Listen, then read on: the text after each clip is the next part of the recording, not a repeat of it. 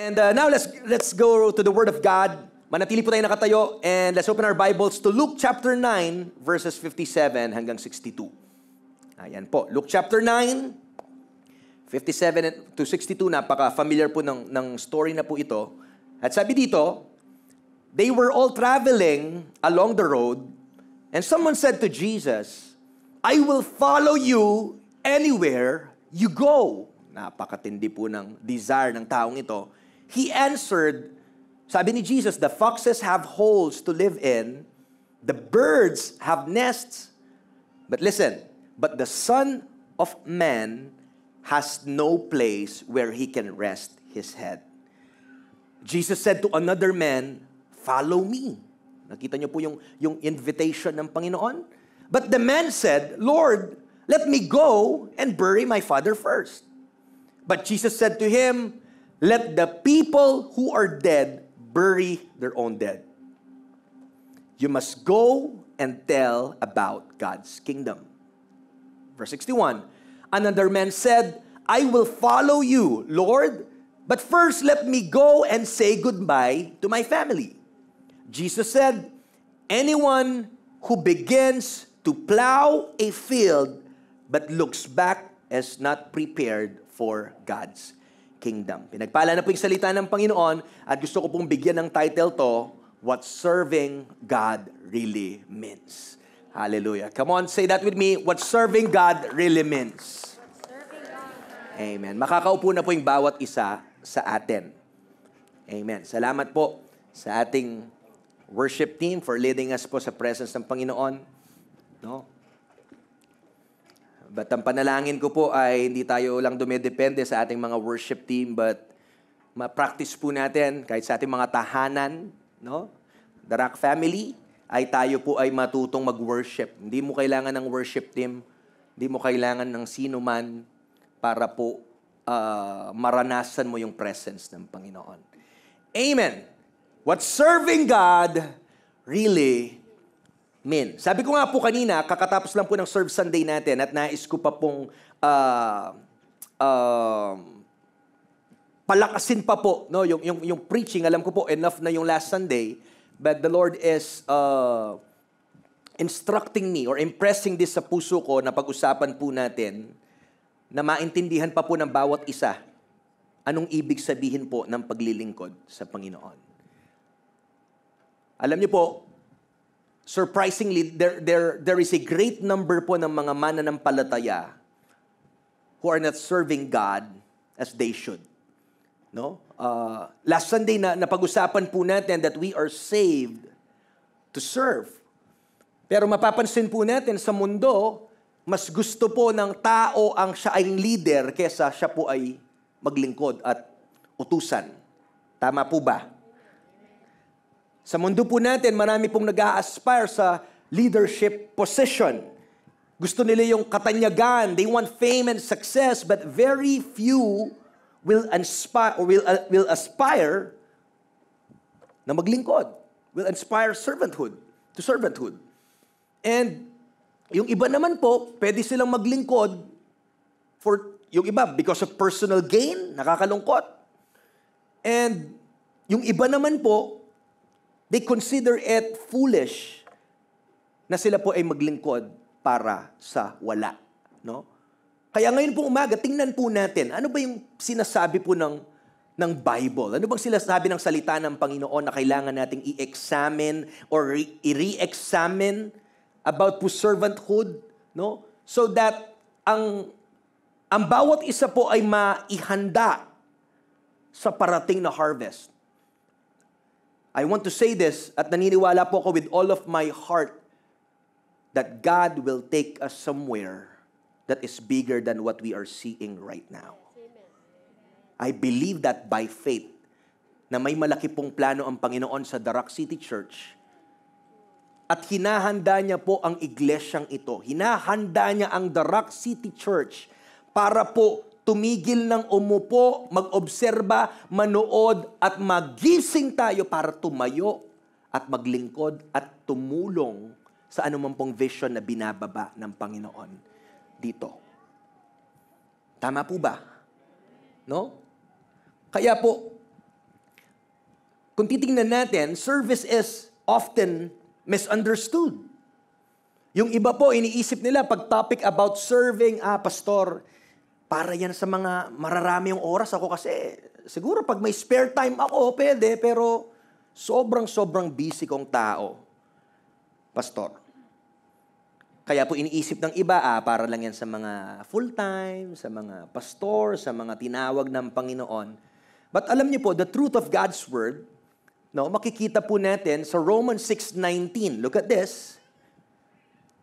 Sabi po dito ni Pablo, I use this example from everyday life because you need help in understanding spiritual truths.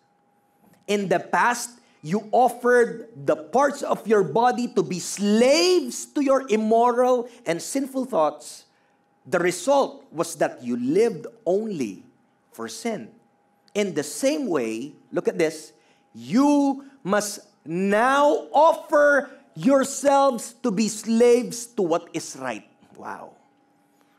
Then you will live only for God. Parang hinalintulad po ni Apostol Pablo kung paano kayo dati pinagamit niyo yung katawan niyo sa kasalanan, sa bagay na mali. Ngayon na nakakilala kayo kay Kristo, kailangan niyo ring paggamit yung katawan niyo for righteousness. Sa Panginoon. And if we will jump sa verse 22, sabi pa po dito, but now you are free from sin. You have become slaves of God. Tingnan mo yung katabi mo, sabihin mo, you are a slave of God. And the result is that, look at this, you live only for God. Tingnan mo na naman yung katabi mo, sa kabila, sabihin mo, you live only for God. Sana po maintindihan natin to, kung paano po yung kaisipan ng isang slave, alipin siya sa kanyang master. Yung master niya, most likely, no, sa Bible times, na tinubos niya po. Kumbaga, binili niya yung rights nitong taong to, kaya anumang sabihin niya, may karapatan siya kasi binayaran niya po yun. Tama po ba? So, gusto ko pong paintindi sa inyo yon na ang Panginoong Hesukristo, tinubos niya po tayo ng kanyang banal na dugo, ng kanyang buhay. Kalabisan po ba kung ang master natin ay magre-require ng something sa atin? Kalabisan ba yon? Ang tanong ba, apart from Him, kaya ba nating bayaran yung kasalanan natin? Apart from Him, kaya po ba nating makawala doon sa pagkakakulong natin sa kasalanan, sa kamatayan? The wages of sin is death. Hindi po natin. Tama po ba? Kaya po kung naiintindihan natin yung ginawa ng Panginoon para sa atin, may tama pong response diyan at yun po ay paglingkuran natin ng Panginoon. Palakpakan po natin yung Panginoon. Come on. Mapapansin po natin sa Romans, nung nag-jump tayo sa verse 22, mapapansin po natin yung sinabi ng Apostol Pablo dito, na lahat po tayo na napalaya sa kasalanan, all of us who are freed from sin have become slaves of God or have become servants of God. Ulitin ko po, if you are saved, you have become a servant. Gising pa po ba tayo?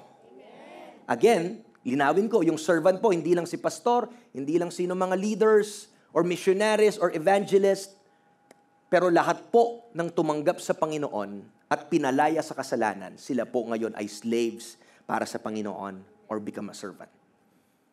Look at this, church. We are saved to serve, and therefore, God requires service from us. He requires service from us. You need to understand that service is not an option, but it is a requirement. Amen. Unti lang po yung naririnig ko nag-amen. Pakibantayan nga yung katabi mo right now. Medyo parang maraming puyat ata kagabi, pastor. Medyo, hallelujah. Amen, amen. O, pwede po bang stretch natin yung kamay natin? Kung may naaabot ka dyan, gisingin mo, sabihin mo. Hello, servant of God. Sabihin mo nga kamay. Pati nasa taas po. Amen. Come on. Hallelujah. Service is not an option, But it is a requirement. Grabe, requirement. Pala kung requirement pala ito, naintindihan natin, dapat pala, yung nag-sign up ng linggo, 300. Mamaya po, mapag-uusapan pa po natin yan. No? So, ang Diyos po na tumubos sa atin, He expects us to be serving in His kingdom. At yung paglilingkod, look at this, hindi yung napipilitan si ginapin. Hindi ganon. If you understood, or if you understand kung ano yung ginawa ng Panginoon sa krus ng Kalbaryo, serving is just a response doon sa grace at mercy ng Panginoon sa buhay natin. Palakpakan mo si Lord kung nararanasan mo yung biyaya niya. Hello? Kung naiintindihan mo to, yung paglilingkod, response lang po yan. Ano bang mabibigay natin kapalit sa ginawa ng Panginoon? Kapalit lang ginawa niya sa atin. Actually, wala eh. Tama po ba? Kaya po lahat na nagmamahal sa Panginoon, na nagsasabi, Pastor, mahal ko yung Panginoon, naiintindihan ko yung ginawa niya sa krus ng Kalbaryo. Kung sinasabi mo to, at yung action mo, hindi ka willing mag-serve, may question ako sa sinseridad ng sinabi mo. Because if you are really sincere that you love God and you understand what He did sa krus ng Kalbaryo, dapat po ikaw ay maglilingkod. At lilinawin ko po, when I say service, this is not just confined sa pagsaserve sa ministry. Yung service po is anything na ginagawa mo that involves your time, your money, your talent, yung skill mo, para po makatulong sa advancement ng kingdom ng Panginoon, then you are serving God. I understand yung iba po talaga, mga businessman, businesswoman, no? Binless ka ng Panginoon ng finances at wala kang oras para sumabak dito, tumulong. We understand, pero alam niyo po, yung ibang ministry na mga pinagpapala ng Panginoon sa finances ay yung ministry ng pagtulong financially. Ibig sabihin, lahat po tayo may part dito. Lahat tayo may magagawa tayo sa kingdom po ng Panginoon. So ngayong umaga, i-evaluate po natin yung ating mga buhay. Tayo po ba ay naglilingkod? Are we serving the Lord in His kingdom? And look at this, church. The Lord not only requires service from you, but also, what's that letter C? Commitment. Say that loud, come on. Commitment in your service. Hindi lang po nagre-require yung Panginoon na paglingkuran natin siya. Ito na po, mabigat na word to. Pero nangangailangan pala, nagre-require din po ang Panginoon ng commitment sa ating paglilingkod. Alam niyo po, itong word na commitment sa panahon natin ngayon, masyado nang lumalabnaw to. Wala nang masyadong taong gusto sa commitment ngayon. No wonder, nakakalungkot po na kahit po sa marriages or sa marriage, ay ano nangyayari? Yung iba tingin nila, ay papel lang yan. Eh di, wala tayong magagawa kung di tayo nag-click. Oo, ganun talaga. Papaanal na lang tayo. Ganun yung tingin nila sa commitment. Napakababaw. Hello? Tama po ba? Nagre-require po ng commitment si Lord sa atin. Hindi lang sa isang aspeto ng buhay natin. Hindi lang sa oras mo, hindi lang sa pag-church mo. Sa lahat po ng aspeto mo bilang Kristiyano, nagre-require si Lord ng commitment sa atin. Kaya po ngayon pag-usapan po natin yung tatlong bagay. No? What does it mean to serve the Lord? At kung babalikan po natin yung story sa Luke 9:57-62, meron pong tatlong tao doon na binanggit. Tama po ba? No? At possible po na yung tatlong taong to ay isa lang po sila. Mailan lang po sa mga napakaraming tao na attracted kay Jesus nung panahong yon. No? Explain ko po sa inyo. Kahit saan po pumunta si Jesus, no? Sikat si Jesus, kahit saan pumunta, nagpagaling ng may sakit, nabuhay yung patay, nakakita yung bulag. Talaga pong pakibaluanda. Sino ba si Jesus na yan? Kaya every time na si Jesus pa'y mapupunta dun sa isang lugar, talagang dudumugan dinudumog po lagi si Jesus. Even po yung feeding of the 5,000 na yon, ay dakal po karela, maranop labi salam makipangan. That's the truth. Opo, totoo po. No? Kung paano yung nangyayari ngayon, nanong atinggen? O yan, dinudumog si Jesus. So, most likely po, part po itong tatlong tao na ito dun sa story po natin. Nakakasunod po kayo? Maybe yung iba po ay naisip nila, grabe, tara, sunod tayo dito sa Jesus na to. Sino ba yan? Hindi ko alam. Pero matindi yung mga stories. Grabe yung mga miracles, yung signs and wonders na ginawa ni Jesus nung nandito siya sa lugar na ito. So baka pag sumunod tayo kay Jesus na to, masolusyonan din yung problema natin. Wow. Tama po. Maybe yan din po yung iniisip ng mga taong ito. Pero, makikita po natin, no, na ang tatlong taong ito ay nag-desire or nagpakita ng desire nila to follow Jesus. Look at this. Yung tatlong tao, nagpakita po ng desire to follow Jesus. But surprisingly, hindi po sila winelcome ng Panginoon. In fact, He turned away many who wanted to follow Him. At Pastor, bakit naman? Ang ganda ng sinabi ng isa, Lord, susunod ako kahit saan ka pumunta. Lord, gawan ko po yung pagawa mo. Ang ganda naman ng desire. Napaka-noble, napaka-tapang. Pero hindi po sila winelcome ng Panginoon. Hindi ba gusto ni Jesus, Pastor, ng maraming followers? Alam niyo po si Jesus, He is not after the crowd. Kaya lagi ko rin itong sinasabi, I am not after filling these empty seats dito po sa cinema. We're after the true disciples of Jesus Christ, true believers. Hello? So ito pinangyari. Ayaw niya po ng maraming followers dahil po may nire-require si Lord more than doon sa pagsunod-sunod nila. Lahat pwedeng sumunod-sunod lang kay Jesus. Kung pwede ko pong sabihin, medyo masakit po ito, humawak po kayo sa upuan nyo. Hindi lahat ng nandito ay totoong Kristiyano. Gusto nyo pong mas masakit. Yun po yun. Hindi lahat ng pumapasok sa church ay totoong Kristiyano. Hindi lahat na nagtataas ng kamay ay willing sumunod sa Panginoon. Bakit hindi tinanggap ni Jesus yung mga nagsabi, I want to follow you? Because, church, He wanted commitment from them.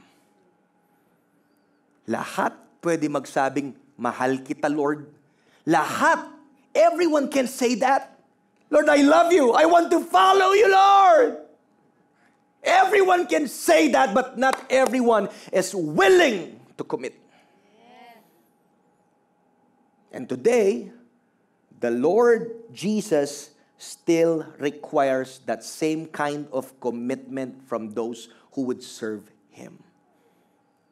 Tatlo pong bagay yung gusto kong ibaba ngayon sa inyo, what serving God really means. Number one is this. You must be willing to pay the price. Come on. You can type that in the chat, yung makasama po natin sa online. You must be willing to pay the price. Kalabitin mo yung katabi mo, sabihin mo, pay the price. Come on, come on. Gisingin mo yan, maanghang yung word natin ngayong umaga. You must be willing to pay the price. Kahit naman po sa mundo natin, no, wag itabi muna po natin yung spiritual. Kahit naman sa gamit, bibili ka, gusto mo tong sapatos. You must be willing to pay for it. Yung ganito kaganda, ganito din yung halaga niya, lahat po merong price dito sa mundo. Even ang pagsunod sa Panginoon ay meron din po palang price. Luke 9:57, sabi po dito, they were all traveling along the road. Someone said to Jesus, I will follow you anywhere you go. Napakatapang. Grabe. Lord, handa akong sumunod kahit saan ka pumunta. Wow. Sino kaya sa atin ganyan? Ganyan yung desire niya. It sounds very good. Pero ano kaya yung nasa isip niya? Yung iba po kasi, pag nadidikit sa medyo sikat, ay feeling nila sikat na rin sila. Dadan yung artista, ay sikat.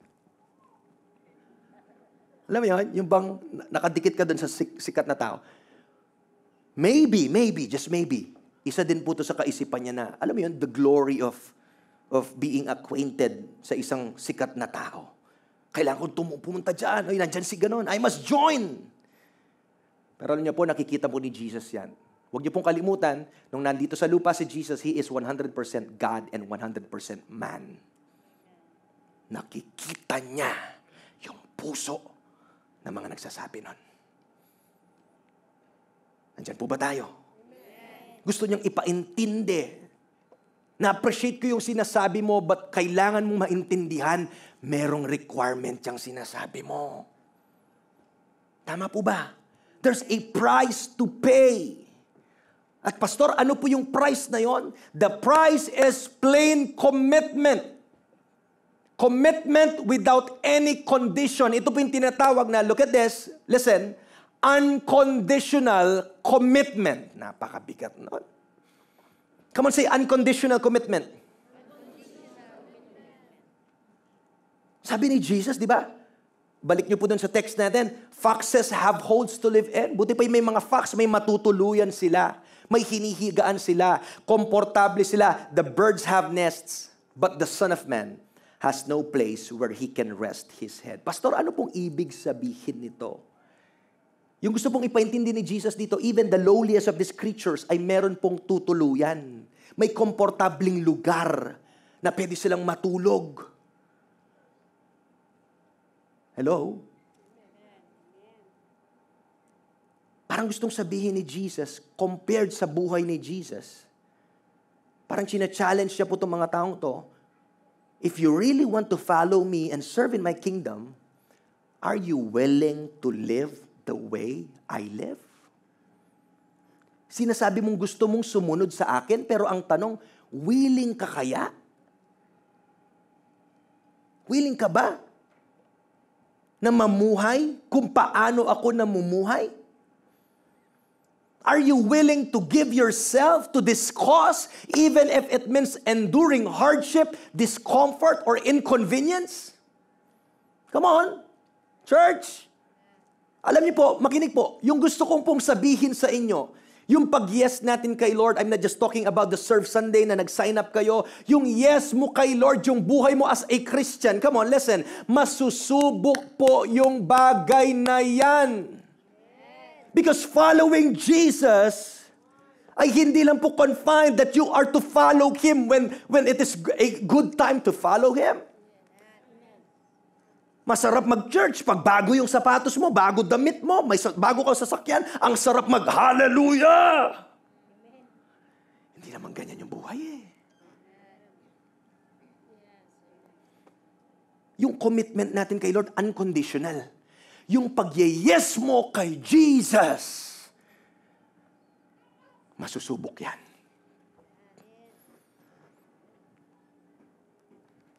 Pag ba dumadaan ka sa bagyo, willing ka pa rin bang tumuloy? Pag may sakit yung anak mo, may hindi magandang nangyayari sa finances mo, maybe kinuha yung mahal mo sa buhay, are you willing to endure that and still follow Jesus? Masusubok po yung yes natin kay Lord. I want to honor and appreciate even po yung mga volunteers natin dito. Pwede po ba natin silang palakpakan? Hindi po biro. Sabi ko nga, yung ginagawa natin dito. Grace po ng Panginoon na ni-ready niya ang team bago niya tayo ilabas. At hindi po biro, again, na mag-commit ka kasi po, may time. Hindi naman po laging convenient yung oras. Yes, totoo po yun. May mga lakad ka na kailangan mo munang ayusin. May mga priorities ka na dapat mo unahin, ayusin, i-manage mo na maayos yung schedule mo para makapaglingkod ka. Alam niyo po, kahit hindi na sabihin yon, yung mga nagsuserve sa atin, nakikita ng Panginoon yan. Kaya sabi ng Panginoon, your labor is not in vain. Palakpakan po natin yung Panginoon. Hindi sayang lahat ng ginagawa natin para sa Panginoon. Ino-honor ni Lord yan. May lakad ka ngayon, kinancel mo para makapag-church ka, ino-honor ni Lord yung commitment mong yan. Nagmatapang ka magpaalam sa boss mo para lang makapag-church ka. Humanap ka ng way para makipagpalit ka dun sa kasama mo sa trabaho. Lahat pong yan, ino-honor ng Panginoon yan. Pero kailangan po nating mag-ready dahil po may mga time na yung pag-yes at pagsunod mo sa Panginoon, ikaw ay mapapersecute, ikaw ay marereject. May mga kaibigan ka na dating kasama mo na iiwan ka din. Meron na kasama mo dati pagtatawanan ka and they will say bad things about you. Are you willing na mawala ng kaibigan? Are you willing na magpatuloy pa rin? Nilalabas ko na po yung picture. Wala na ako dun sa Serve Sunday. Darating yung time. Feel mo man or hindi mo feel, kailangan mo magpatuloy sa lakad mo sa Panginoon. In good times, in bad times, pursue the Lord. May problema o wala, pursue mo yung Panginoon. May pinagdadaanan or wala, tuloy-tuloy ka lang sa lakad mo sa Panginoon. Masusubok yung yes mo. May sakit ka man, may problema. Minsan nga, sa weather lang nasusubok tayo eh. Pag umulan ng malakas, yung iba, ay, kanyaman matutod, Lord. Mag-online na ako mo po, tambengi. Weather pa lang yun. Pero praise God, yung mga darak, hindi na tinatablan ng ganyan-ganyan. Ngayon, umuulan, bumabagyo, nasa church tayo. Hallelujah. Palakpakan natin yung Panginoon. May pera o wala, nasa church tayo. Naman yung katabi mo, hindi naman halatang... Leming siping mo. Tingnan mo yung katabi mo. Oh. Nakangiti yan, pero kahapon lang nakatanggap ng disconnection notice yan. Hello? Mabuti si Lord. Sino po dito nakatanggap na ng red na disconnection notice? Ako po, nakatanggap na ako niyan. Totoo po, sino nakatanggap na? Oh, buhay pa naman tayo hanggang ngayon. May mga bagay po na darating. Yung response natin, paano? Malulugmok ka ba? Lord, ito ba? Mag-serve na ako man, Lord, ah. Ganyan ba yung response natin? O dapat tuloy-tuloy lang? Tuloy-tuloy lang. Naalala ko po yung story sa Bible about the parable of the 10 minas. Para pong kamukha ito ng parable of the talents. At naalala ko po, nasabi po ng master doon, nang iiwan niya rin po yung kanyang mga servants, binigyan niya ng tig 10 minas. At yung nag-struck po sa akin doon yung phrase na sabi niya, do business till I come. Or in King James Version, sabi niya, occupy till I come. Parang minimin niya, habang wala ako, dapat you are about my business. Ibig sabihin, tayo pong bilang Kristiyano, may pinagkatiwala yung Panginoon na gift, na skills, na treasure, na talent sa atin. Even the gospel. At dapat daw po, sa pagbabalik ng Panginoong Diyos, makita niya tayo, busy pa rin tayo sa business ng Panginoon. Hello? Ang panalangin ko po, lumalim ka, tumibay ka, na habang ikaw ay nandito, huwag ka lang po mag-attend. Kaya nga po, meron tayong mga growth track classes dyan. Ako po, as your pastor, sinasabi ko na po to. Hindi ka dinisenyo, wag mong isipin that you're doing great na nakaupo lang coming here every Sunday. Ang laki pa po ng pinapaprepare ng Panginoon sa atin. Meron pang, you need to equip yourself. Yung mga hindi pa po nag-enroll sa ating growth track, yan po yung DNA ng darak. Yung discipleship, or what do you call this? Yung impact classes natin, come on, magtanong po kayo sa labas mamaya, wag lang po kayo. Paano tayo makakatulong sa church kung attender ka lang? Di mo alam yung DNA ng church. Sino po dito wala pang squad? Taas kamay. O yung iba sa inyo, January nandito na, pero sabi, nanong squad kasi? Ako bahalo, karang sundalo ata ito. Yung squad po, mga small groups natin ito. May squad po tayo sa mga young people, may squad tayo sa mga men, women, senior, married couples. Lahat po may grupo, magtanong po kayo sa labas. Yan po nangyayari. every week nakikita-kita, minsan online, minsan po in person. Ano pa pong hinihintay nyo? Pasko? Alam mo yung katabi mo, sabihin mo, mag-squad ka na. Come on, sige po. Mag-squad na kayo. Mag-squad na tayo. Hello? Look at this. Come on, church. If you want to be committed in serving Christ, ito yung tanong, how much are you willing to do what God wants you to do? How much of your own comfort and privileges are you willing to give up for it? Grabe. Minsan, pati, alam mo po, yung pag-yes mo kay Lord, pati sariling comfort mo, privileges mo. Ako po, bago po ako naging senior pastor, nag-youth pastor ako, nakita ko po yung mga kasama naming young people. Paano sila naglingkod? Kahit may mga exam yan, final exam or what, hindi nila iniwan yung ministry.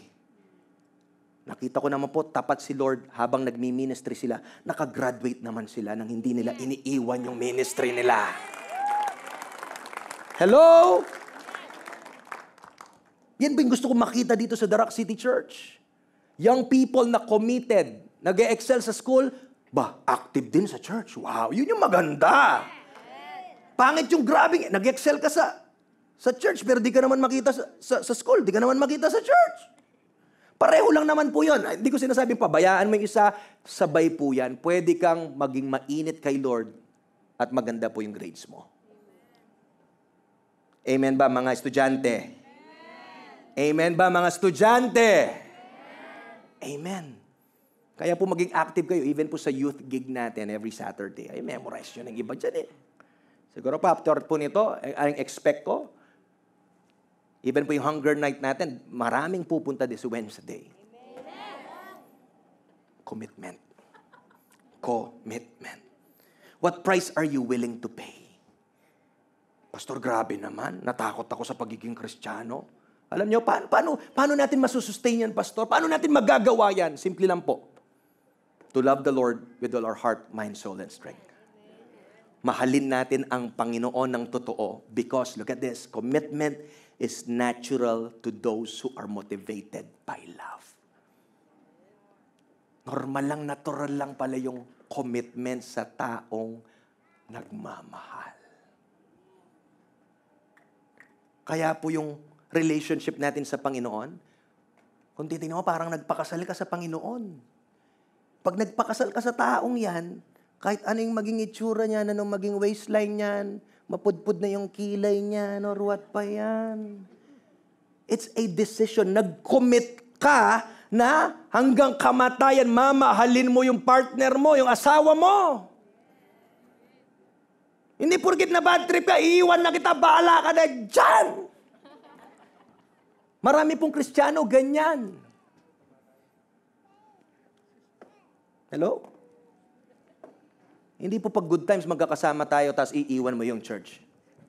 Dahil may pinagdadaanan ka, babalik ka na naman sa church pag okay ka na. Hindi po ganyan. Yung pamilya lagi magkakasama. Amen. Hindi ka tinawag ng Panginoon na pag may pinagdadaanan ka, lalayo ka at susolve mo mag-isa yung problema mo. Wala pong ganyan. Pwede po, yes, pagpe-pray mo, no? May time po na talagang, hindi ko naman sinasabing bawal mag-isa. Okay po yun. Pero po, accountable tayo sa bawat isa. Lalo na po kung may small group ka, yan po yung tutulong sa'yo para po ipag-pray ka, i-encourage ka. Alam nyo po, itry nyo nang walang ganitong buhay, pamilya, mahirapan kang lumaban. Kasi po, yung Christian life, hindi po dinesign ng mag-isa lang. We need each other. Palakpakan po natin si Lord. So again, commitment is natural to those who are motivated by love. Ang taong nagmamahal, normal lang po yung commitment sa kanila. So I'm expecting that after this message po, maraming magre-respond by the grace of God at mababago po ang buhay natin. Number 2, hindi lang po dapat tayo willing to pay the price, but number 2, what serving God really means, you must be available. Bantayan mo yung katabi mo. Sabihin mo sa katabi mong natutulog, inaantok na, you must be available. Amen. Come on, say available. Unang-una po, paano tayo magko-commit sa Panginoon kung hindi tayo available? Tama po ba? Paano tayo makakapag-commit kung hindi tayo available? So titignan po natin in verse 59, we find a man who was also busy doing something and was not available to Christ. At sabi niya po dito, Jesus said to another man, "Follow me." Sabi ni Jesus. But the man said, "Lord, let me go and bury my father first." Grabe, pastor, parang napaka-harsh naman ni Jesus. Ito po, na-explain ko na po to many times, yung context po nito. Pastor, grabe naman, namatay yung tatay niya, tapos ayaw niyang ilibing, sabi ni Jesus, sumunod daw sa kanya. Ganun ba talaga ka-harsh si Jesus? Ops, bago niyo po bigyan ng ano-anong meaning ito, paalala ko po sa inyo na si Jesus po ang isa sa mga hindi isa, siya yung pinaka-compassionate naman na kilala natin. At yung context po nito, hindi pa po namamatay yung tatay nitong taong to. Unang-una, kung alam niyang mamamatay na yung tatay niya, most likely dapat nandun siya sa tahanan, wala doon sa lugar kung saan si Jesus. Nakuha niya po? Pero nandun siya kay Jesus eh. So parang yung sinasabi po nila, ko na po, fast forward ko, yung sinasabi niya, Jesus, hintayin ko munang mamatay yung tatay kong ito. At pag libing na po namin, at wala na akong ginagawa, okay na ako, doon ako susunod sa'yo. Pero po yung pagsasabi niya pong yon, indefinite po yung oras. Kasi yung pagsunod niya kay Jesus, urgent po yon now. Makinig po, makinig. Yung invitation ni Jesus sa bawat isa sa atin ay napaka-urgent. Pastor, bakit urgent? Hindi mo naman alam hanggang kailan ka mabubuhay. Bakit siya urgent? Hindi mo hawak yung buhay mo. Bakit siya urgent? Yung iba sa atin, hindi natin alam. Kailan po yung last na hininga natin? Even I, na nagpipreach po right now, hindi po ako exempted dito. I don't know if this will be my last preaching. I don't know. But this is a challenge sa bawat isa po sa atin. Now that you are hearing this preaching, that God is reminding you, huwag ka na magpatumpik-tumpik pa. Huwag mo nang sasabihin, alam mo yon, yung iba po, mula young people, sinasabi ng magpapagamit kay Lord. Nagkalima na ng anak, hindi pa rin nagpapagamit kay Lord. Tinuwa na la. Nakita na yung liwanag. Lord, dadakitan mo na ako ba? Mag-serve na ako mugang langit, Lord. Hindi na kailangan ni Jesus ng welfare sa langit. Wala nang magwawalis doon. Kidding aside, dapat po, either bata ka, upon hearing this, meron kang urgency sa puso mo. Maging urgent po itong tawag ni Lord na mag-yes ka sa Kanya. Huwag niyo na pong i-delay yung call ng Panginoon at mag-decide ka ngayon na maging available ka sa Kanya. Dalawa pong bagay yung gusto kong ibaba. Important rules that we must follow. First of all, remember that no matter how busy you are, you must always set aside time for the Lord. Kahit gaano ka busy, dapat, makinig po, lahat na mata, gisingin nyo na, patapos na tayo. Hallelujah. Amen. Kahit gaano po tayo ka-busy, dapat laging may time kay Lord. Sina-challenge ko po yung bawat isa sa atin. Minsan nakakalungkot. Hindi ko alam ano nangyari sa mundo natin ngayon. Pati Sunday ngayon, may mga trabaho na. No? Nakakalungkot. Pero pag-pray po natin yung favor ng Panginoon. Nung asawa ko po, naranasan niya yun, na pag-pray niya, na dati po, sinasabi nila, pag magkakaroon ka ng schedule na off mo ng linggo, sabi niya, anak ka ni Lord. Sabi niya, anak talaga ako ni Lord. Dahil binibigyan po siya ng pabor na yung mga Sunday po ay off niya at nakakapag-church po siya. Amen. Pwede po ba tayo magkaisa na yung utak natin dito bilang Christian, bilang taga-Darak? Yung linggo po, hindi na pinag-usapan yan para kay Lord yan. Amen. Amen. Para po sa Panginoon yan. I-prioritize natin si Lord and then after na po yung mga gagawin natin. Tama po ba? So no matter how busy you are, you must always set aside time for the Lord. Yung commitment po natin sa Panginoon, it must be pursued at the same time po, no? Ng involvement natin sa iba't ibang bagay. I-balance po natin. May time sa trabaho, may time sa pamamasyal. Tama po ba? Huwag niyong pagbalik ta rin. Pag time ng church, huwag mong gawin time pamamasyal. Yung iba inisip, Pastor, Monday, Tuesday, wala na ako. Ito po, huwag naman kayo masaktan. Pinapayagan naman po namin. Pag talagang time na wala kayong makuha, yun lang po, go! Meron tayong church online ng gabi. Di naman po kayo magkakasala na wala kayo dito. Yung sinasabi ko lang, as long as talagang kaya natin, then, punta po talaga tayo. Mag-commit po tayo. Yun lang naman po yung sinasabi ko dito. Tama po ba? No? Kaso yung iba nakakalungkot, every Sunday na lang wala sa church. Yung every Sunday niya, wala, nagtuloy-tuloy na. Pamamasyal. Di na po balance. Sa mga nagwo-work naman po, no, binabawal ko din yung iba kong naririnig na mga young professionals, lahat na lang na schedule ng overtime, kinuha nila, overtime. O baka singilin ka naman ng health mo niyan. May balance din. Enjoy mo yung work mo, hindi yung parang, alam mo, you're striving. Baka yung lahat ng inipon mo sa overtime, pag siningil ng ospital yan, mauubos lahat yan. There's time for everything. Enjoyin mo rin yung sweldo mo, enjoyin mo yung pamilya mo. Praise God, nandito tayo sa SM. After po ng church, na-enjoy natin yung time natin with the family. Tama po ba? And also, secondly, bilisan ko na po, you need to keep your priorities in the right order. Paano yung order? Dapat laging una yung Panginoon. O, tignan mo yung katabi mo, sabihin mo, una, lagi, dapat si Lord. Hello? Tama po ba? Una po, lagi ang Panginoon. Tapusin ko na po, number 3, ano pong ibig sabihin ng pagsiserve sa Panginoon? You must be single-minded in serving Jesus. Pag sinabing single-minded, hindi pa iba-iba. Hindi gusto kong mag-serve ngayon, gusto kong sumunod ngayon. Then, Lord, sorry talaga. Lord, something came up. Wow! Nag-sign up na ako. Okay na, Lord, kaso may nangyari. Oh, come on. Lord, sorry talaga, babalikan kita. Next time talaga, pag mas mahaba yung oras ko, Lord, may spare time ako, magsaserve ako sa'yo. Again, linawin ko yung pagsaserve, hindi lang po confined dito. Kasi even sa labas po, pwede mong paglingkuran yung Panginoon sa God-given skills mo. Tama po ba? Mahirap mag-commit kay Lord pag meron kang loyalty din sa kabila. You cannot give your best dito kung nakatali ka sa kabila.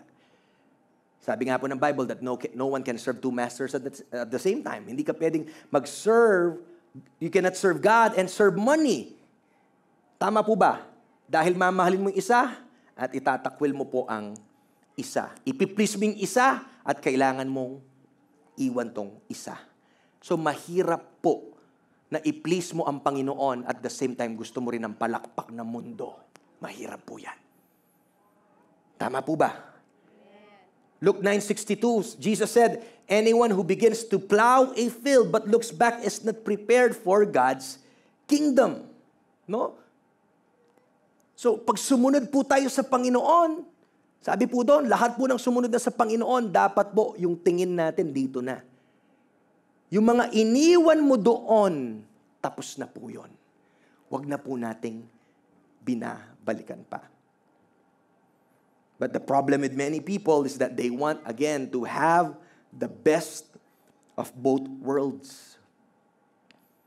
It's a reminder na sabi po ni Pablo sa Philippians 3:13-14, brothers and sisters, I do not consider myself yet to have taken hold of it. Listen, but one thing I do. Come on, say that with me. One thing.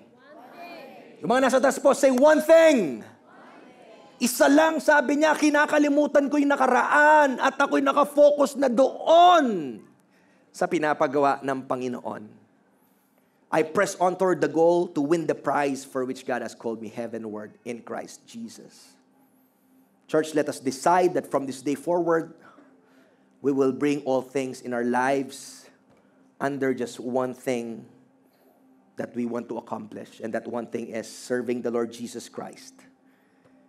And let's remember, sabi po ni Jesus sa Luke 9:23, any of you who want to be my follower must stop thinking about yourself and what you want. You must be willing to carry the cross that is given to you every day for following me. So we have come to the end of our message po ngayong umaga. Ang panalangin ko, if God has spoken to you today, mag-respond ka with all boldness and to say, Lord, here's my life. Here I am. I'm willing to surrender to you, and I'm willing to be used by you. I want to serve your kingdom. Ano man po yung gift, yung skill, yung talent, yung pinagkatiwala ng Panginoon sa'yo, church, paggamit mo yan. At pag tayo pong lahat, may isang kaisipan, wow, we will all be amazed sa anong kayang gawin ng Panginoon pag tayo lahat dito ay nagkaisa na magpagamit sa Kanya. Palakpakan po natin yung Panginoon. That's the end of my message po ngayong umaga. What serving God really means. At yung panalangin ko po, hindi lang po kayo na-inspire, but tatayo tayo ngayong umaga, come on, na merong bagong puso at willing sumunod sa Panginoon. Come on, let's all stand.